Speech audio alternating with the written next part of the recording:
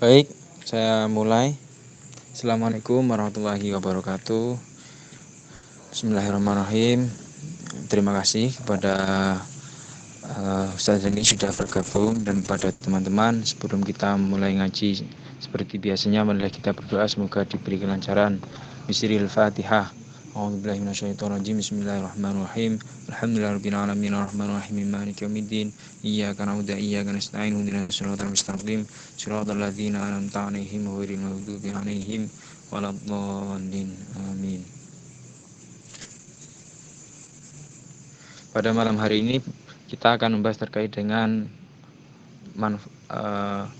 manfaat diimbangi dengan tanggungan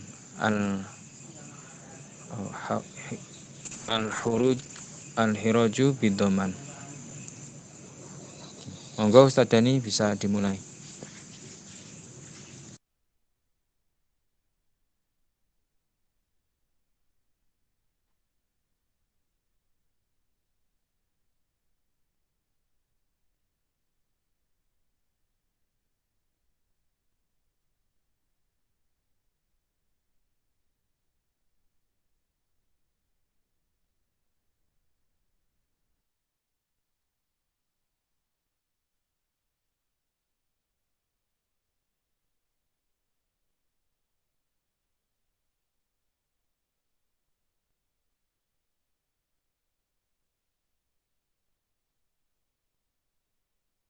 Monggo Ustaz Dani bisa dimulai. Halo.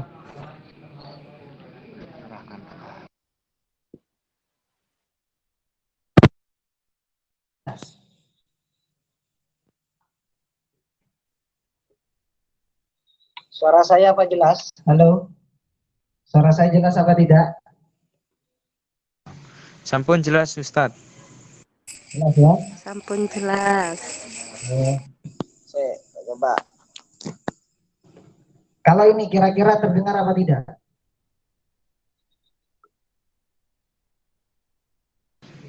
Terdengar Ustaz. Terdengar jelas. Jelas ya? Jelas terdengar ya? Jelas ya? Assalamualaikum warahmatullahi ta'ala wabarakatuh. Bismillah, alhamdulillah, wassalatu wassalamu ala rasulillah Muhammad Sayyidina Ibni Abdillah wa ala alihi wa ashabihi wa mawalah, amma ba'du. Yang saya banggakan, yang saya cintai, seluruh mahasiswa Universitas Jember dan juga jamaah syarifah yang lainnya yang mengikuti pengajian seminar kajian pada malam hari ini, yaitu tentang kaidah yang ke-11 dalam kitab Faraidul Bahiyah, mengenai kaidah al-kharaju bid-dhaman ya. Kalau tadi di pamfletnya itu pakai tulisan al-kharaju, keliru itu. Yang betul kha ya, bil kha, pakai kha, yaitu al-kharaju bid-dhaman. Apa maksudnya? Yaitu keuntungan berbanding lurus dengan resiko. Ini sudah menjadi hukum alam. Kalau ada keuntungan pasti ada resiko. Kalau berani mengambil resiko pasti ada keuntungan di situ. Maka sudah sepatutnya kalau kita ingin menggapai keuntungan, kesuksesan yang banyak, maka kita harus mengambil resiko yang banyak. Ini sama halnya dengan kaidah al-ujrah bi qadri ta'ab ya. Jadi hasil itu disesuaikan dengan tingkat kepayahannya. Jadi kalau semakin kita itu capek, semakin kita itu mengerahkan seluruh kemampuan kita untuk menghasilkan sesuatu, pasti nanti di balik itu semua ada keuntungan yang akan kita raih. Begitu juga dengan kaidah yang ke-11 ini dalam kitab Faraidul Bahiyah, yaitu kaidah usul fikih yang umum, al-kharaju bid-dhaman.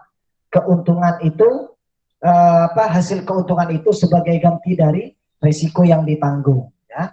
Atau bahasa mudahnya, keuntungan itu berbanding lurus dengan risiko. Di mana ada keuntungan pasti ada risiko yang ditanggung, begitu juga ada risiko yang ditanggung, pasti di balik itu semua ada keuntungan yang diraih.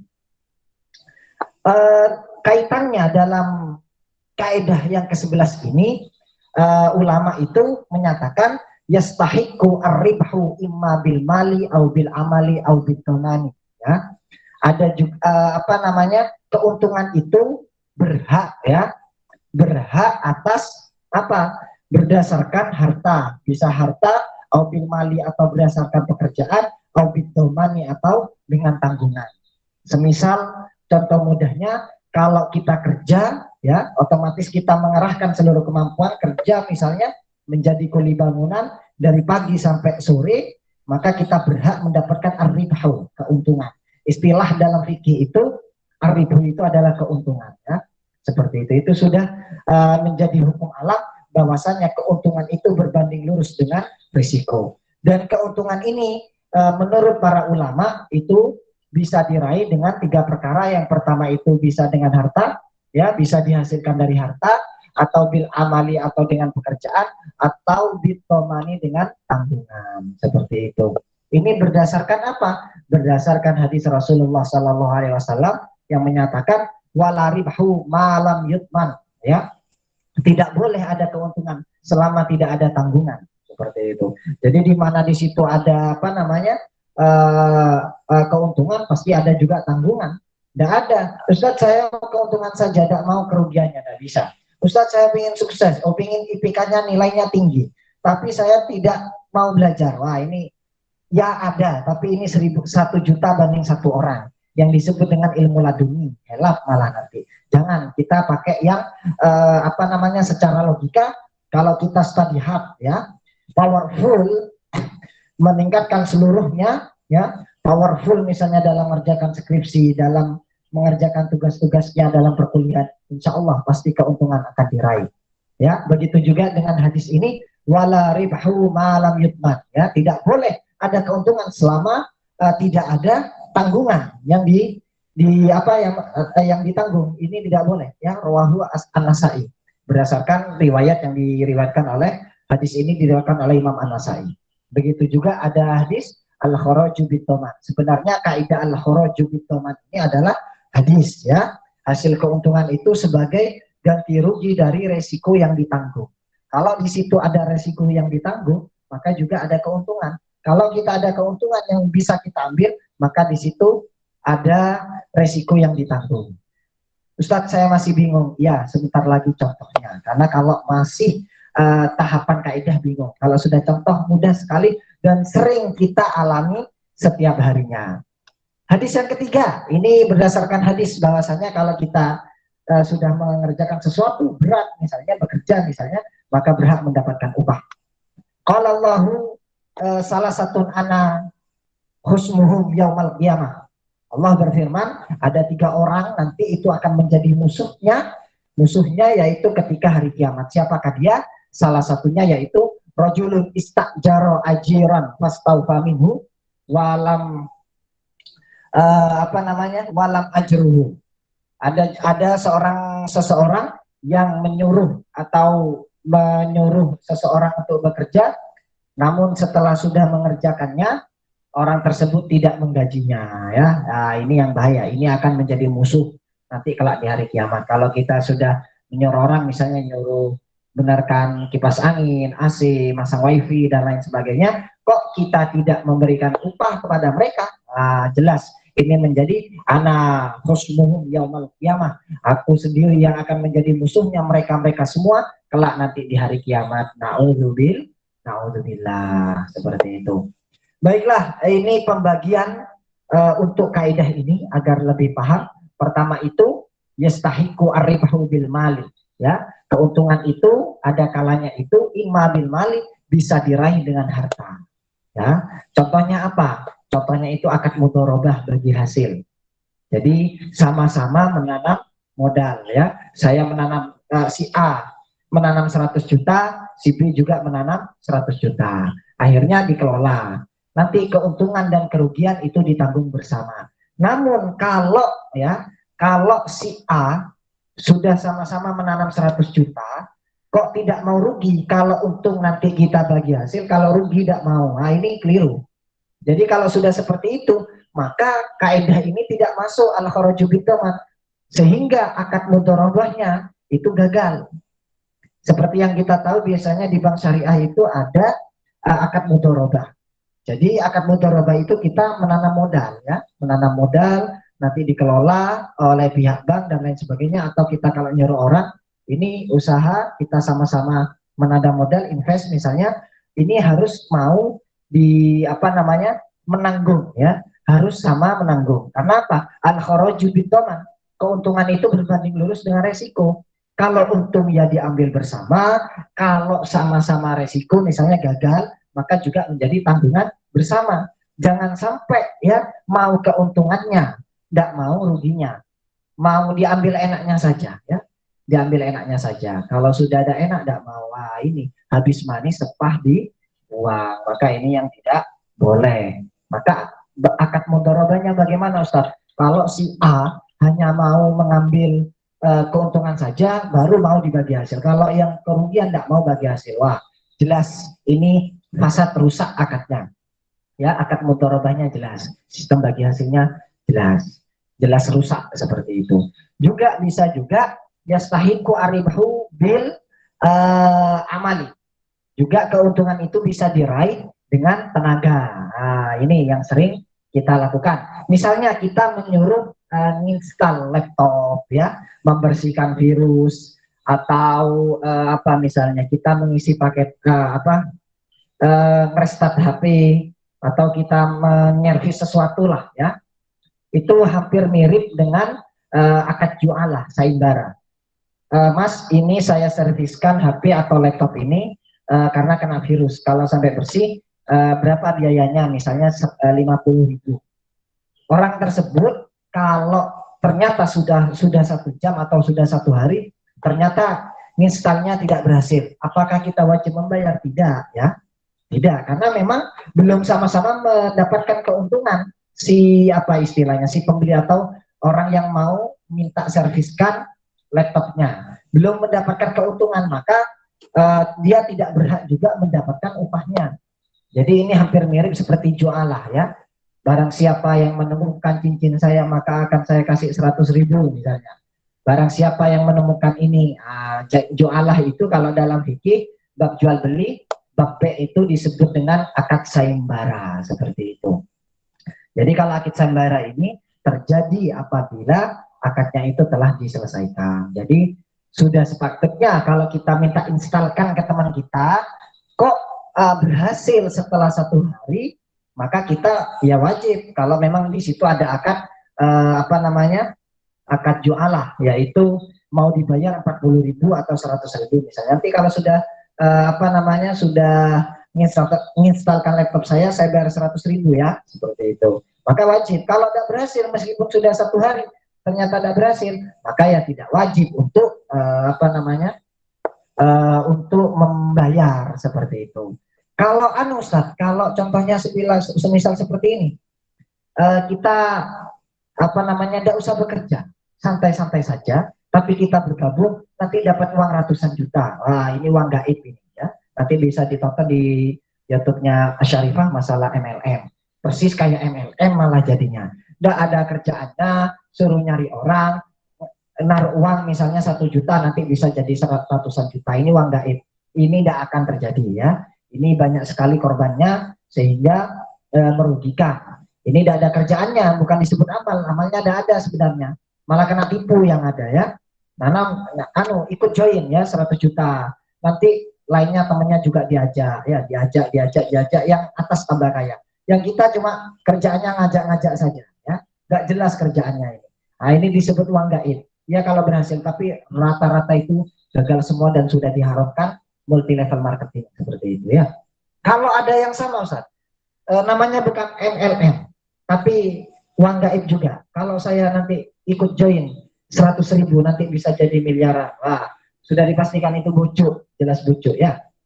Jadi para jamaah yang dirahmati Allah, kalau kita sekarang ada embel-embel ya, 100.000 bisa jadi 1 miliar, 1 juta bisa jadi 1 miliar, 10 juta jadi 1 miliar. Nah itu bohong itu ya, bohong semuanya. Apalagi di musim corona ini bohong itu. Ini tidak masuk kaidah al-kharaju bitoman. Ini kan aneh ya. Tidak ada kerjaannya, tidak ada amalnya, tidak ada pekerjaannya, mau dapat ratusan juta, bohong. Kemudian yang ketiga itu bitoman ya, keuntungan itu juga bisa diraih dengan tanggungan. Misalnya apa? Misalnya mudharib, pelaku usaha yang mana itu saya beri modal, kamu tak kasih modal ya, kamu tak kasih modal 100 juta, kelola ini 100 juta, entah itu batu satu, kuat dan lain sebagainya, nanti untungnya bagi hasil. Hal yang seperti demikian ini bagaimana? Boleh, karena orang si A ini yang saya pasrai 100 juta ini mendapatkan tanggungan untuk menjalankan usaha dengan modal yang saya beri 100 juta. Maka berhak berhak mendapatkan keuntungan. Sehingga apa? Kalau seandainya si A ini mengalami kerugian dalam usahanya, maka sudah pastinya saya juga mendapatkan kerugian juga. Kalau untung dibagi dua, kalau rugi juga dibagi dua. Kalau salah satunya tidak setuju, maka akadnya batal. Kaidah ini tidak termasuk. Kenapa? Karena kaidahnya batal. Karena apa? Karena memang keuntungan itu berbanding dengan resiko. Al-kharaju bit-thaman, ya. Keuntungan itu berbanding dengan resiko. Otomatis itu sudah. Kalau kita mau usaha, pasti di mana dalam jual beli misalnya atau usaha toko dan lain sebagainya, pasti ada untung dan rugi. Oleh karena itu partnernya kita, maka harus paham kalau hasil juga dibagi berdua, bukan diambil sendiri. Kalau rugi juga ditanggung berdua, seperti itu. Ada kasus contoh misalnya di zamannya Rasulullah. Dulu ada seseorang yang membeli satu budak, ya. Dia tidak tahu budaknya, yang penting jelas dia misalnya beli budak harganya 100 juta. Pasti budaknya juga katanya penjualnya, ini bagus budaknya, ini tidak ada cacat, tidak ada apa. Akhirnya apa? Ketika sudah dibeli budaknya 100 juta, dibawa pulang, dapat beberapa hari, dapat 1 minggu, ternyata ada cacatnya budaknya.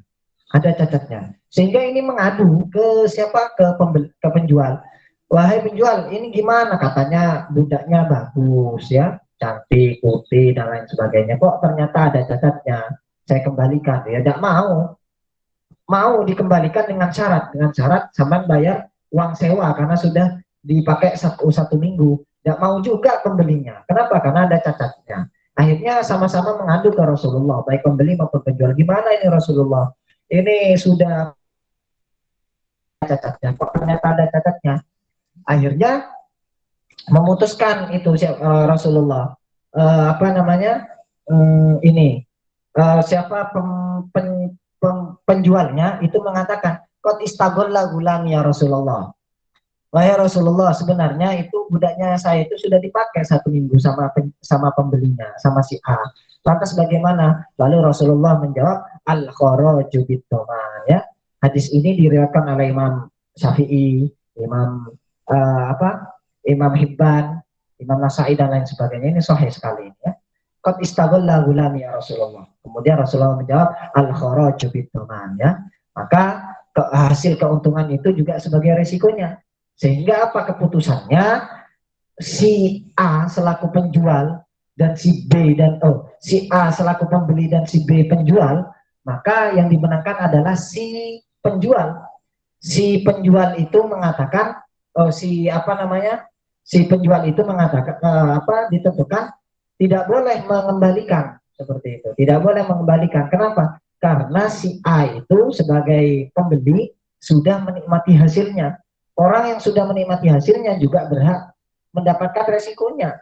Ya, kan dia sudah menikmati, harusnya di tempat itu dilihat dulu sampai detail baru, ya. Nanti itu masuk khiyar, ya, khiyar majelis. Jadi ketika kita beli handphone, beli filpad, kok di sini dicoba dulu, ternyata cacat, ya kembalikan langsung seketika. Ini enggak. Ini sudah saya pakai 1 minggu pulpen ini, kemudian saya bilang ke tokonya Mas Kafa, misalnya yang punya toko, Mas Kafa, ya apa ini? Katanya bagus pulpennya, ternyata kok ada cacatnya kayak gini.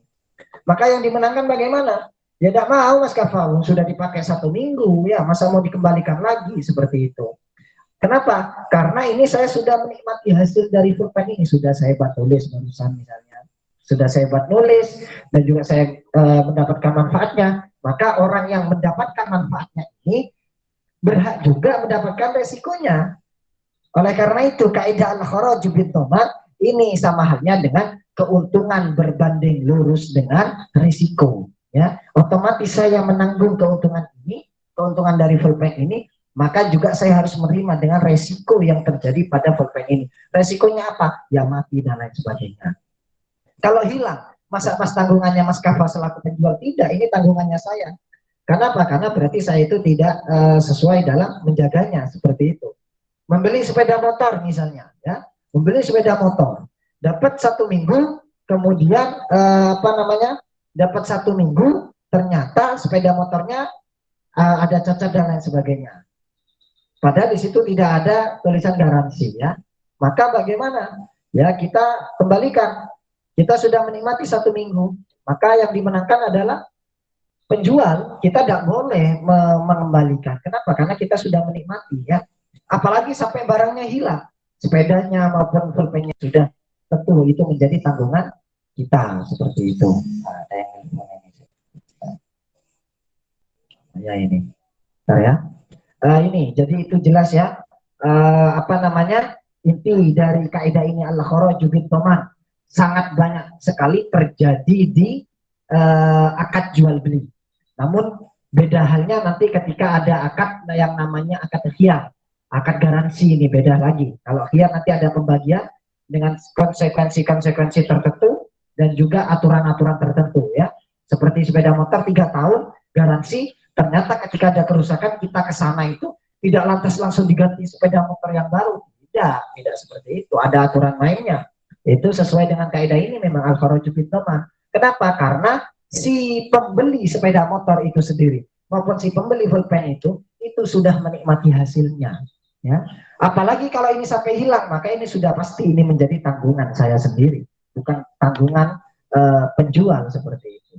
Jadi itu inti dari kaidah ini al-kharaju bid-dhaman. Kaidah yang ke-11 di kitab Faraidul Bahiyah menyatakan bahwasanya keuntungan berbanding lurus dengan resiko ya. Orang kalau mau sudah mengambil keuntungan, maka dia harus siap untuk mengambil resikonya juga. Hal ini bisa diambil dari kaitannya, itu bisa diambil dari harta ataupun berupa pekerjaan atau juga berupa tanggungan seperti contoh yang sudah saya jelaskan barusan. Mungkin hanya itu dari saya. Wallahu a'lam bishawab. Wassalamualaikum warahmatullahi wabarakatuh.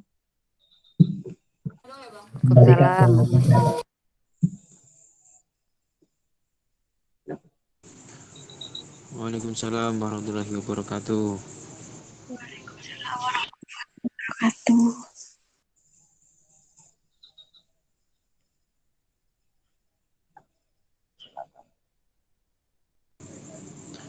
Monggo silakan kepada teman-teman yang ingin mengajukan pertanyaan. Silakan.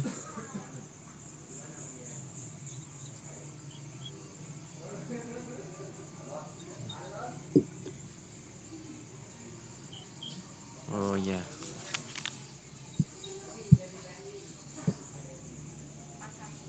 Silakan.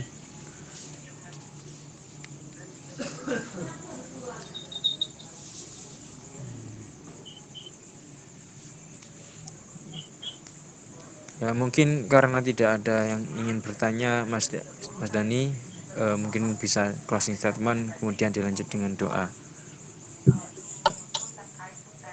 Baiklah, di akhir ini saya ingin menyampaikan bahwasanya jangan pernah bosan-bosan ya untuk menghadiri di majelis ilmu seperti ini. Kenapa? Karena ini man salaka thariqan yaltamisu fihi ilman, barang siapa yang sudah dipermudah untuk hadir di majelis ilmu, menuntut ilmu seperti ini, ya, sahalallahu thariqan ilal jannah, maka dia akan dimudahkan untuk masuk surga. Betapa banyak orang itu sangat susah untuk menghadiri majelis ilmu, tapi kita dengan mudahnya hadir di majelis ilmu yang seperti ini. Luar biasa ya. Jadi jangan pernah bosan-bosannya ya. Nanti ketika kita mati otomatis pasti ditanya oleh malaikat mungkar nakir dan lain sebagainya ya. Dapat siksaan di neraka juga gitu. Banyak sekali rintangan-rintangan nanti. Namun dengan kita hadirnya di majelis ini sudah janji ya. Kenapa? Karena dalam hadis disebutkan ya, itu man salaka thariqan yaltamisu fi ilman, barang siapa yang dia memang bergerak di bidang keilmuan, menghadiri majelis ilmu, bersungguh-sungguh dalam belajar, niat talabil ilmi, ini sahalallahu thariqan ilal jannah. Kalau sudah Nabi atau Rasulullah yang mengatakan seperti ini ya, dijelaskan bahwasanya wa ma yantiqu anil hawa in huwa illa wahyu yuha. Semua yang dikatakan Nabi itu adalah wahyu ya. Pasti karena wahyu itu semuanya itu pesan dari Allah. Allah. Kalau sudah pesan dari Allah, pasti tidak akan diingkari. Innallaha la yuhliful mi'ad. Allah itu sesungguhnya Allah itu tidak akan mengingkari janjinya. Oleh karena itu jangan pernah bosan panjenengan semua untuk hadir di majelis ilmu yang demikian. Karena ini sangat penting, bisa jadi kita dipermudah jalannya menuju surga berdasarkan hadis man salaka thariqan ya yaltamisu fi ilman. Kalau sudah kita berjalan untuk menuntut ilmu, sahalallahu thariqan ilal jannah, maka sudah dipastikan akan dipermudah jalannya masuk surga. Mudah-mudahan meskipun sedikit terkait kaidah jual beli ini al-kharaju bit-thaman, insyaallah kita sering melakukan. Yang jelas kalau kita menemukan sesuatu nanti bisa juga ditanyakan di sini ya. Jadi kalau ada pertanyaan yang masih bingung atau permasalahan yang kita temui sehari-hari, silakan ditanyakan. Karena ini memang kaidah-kaidah yang sudah disusun, kaidah yang disusun oleh Fakultas Hukum UNED ini sudah memang kaidah-kaidah yang sering terjadi ya, sering terjadi di kehidupan kita. Begitu juga kaidah kajian yang malam Jumat juga masalah-masalah up to date. Jadi panjenengan nanti kalau ada pertanyaan bisa diajukan di grup ini, di grup kajian fikih kontemporer, nanti akan diangkat oleh panitia menjadi pembahasan. Tidak masalah seperti itu ya. Mudah-mudahan panjenengan semua yang istiqomah hadir di majelis ilmu kajian fikih UNED ini, mudah-mudahan diberi kemudahan, kelancaran, istiqomah, dan juga diberi kesuksesan oleh Allah Subhanahu wa taala. Amin Allahumma amin. Wa ala hadinihi wa ala kulli salih syalil lahumul Fatihah. Suratul Ladina an'amta 'alaihim. Bismillahirrahmanirrahim. Hamdasyakirin hamdan na'imin hamdan yafina ma'ikati mazida. Ya Rabbana lakal hamdu kama yanbaghi li jalali wajhika wa 'azimi sultanik.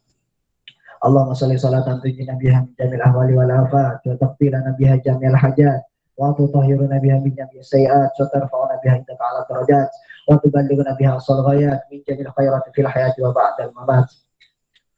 Allahumma la tada' lana dhanban illa wafartah wa la hamman illa farajtah wa la karban illa nafastah wa la aiban illa satartah wa la hajatan min hawaiji dunya wal akhirah laka fiha ridha wa lana fiha salah illa qadaitah wa isartah bi rahmatika ya arhamar rahimin. Rabbana atina fid dunya hasanah wa fil akhirati hasanah wa qina adzabannar. Subhana rabbika rabbil izzati amma yasifun wa salamun alal mursalin walhamdulillahi rabbil alamin. Sirrul Fatihah. Amin. Baik, terima kasih kepada Ustadz Dhani yang sudah memberikan semangat kepada kita untuk senantiasa dapat mengikuti kajian, untuk senantiasa mudah mengikuti kajian. Sekian, monggo jangan waleh-waleh dan selamat berjumpa di malam Jumat. Sekian dari saya, wallahu muwaffiq ila aqwamit thoriq. Wassalamualaikum warahmatullahi wabarakatuh. Waalaikumsalam. Waalaikumsalam warahmatullahi wabarakatuh.